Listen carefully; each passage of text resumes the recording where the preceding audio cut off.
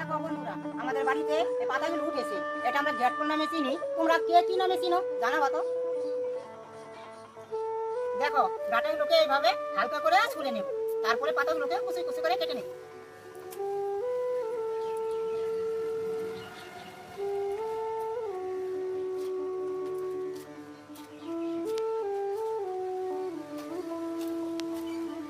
নুন দিয়ে জলে একটু পাতাটা ভাপিয়ে নেব। পাতাটা সিদ্ধ হতে হতে আমি এদিকে পেঁয়াজ কেটে নেব। এবার পেঁয়াজগুলো পাতলা পাতলা করে কেটে নেব। দেখো, পাতাটা ভাপানো হয়ে গেছে। এখন নামিয়ে জল ঝরিয়ে শিলনোড়া বেটে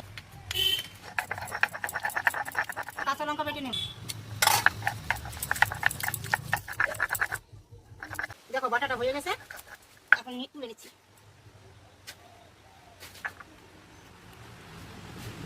কড়াইতে তেল দিয়ে নেব। তেল দিয়ে পেঁয়াজগুলো ভাজা ভাজা করবো। লবণ দেব, হলুদ দেব।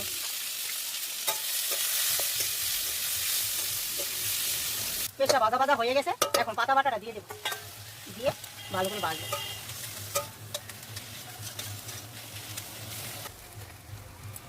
পাতাটা ভাজতে ভাজতে যখন কালো হয়ে যাবে তখন খাওয়ার জন্য রেডি।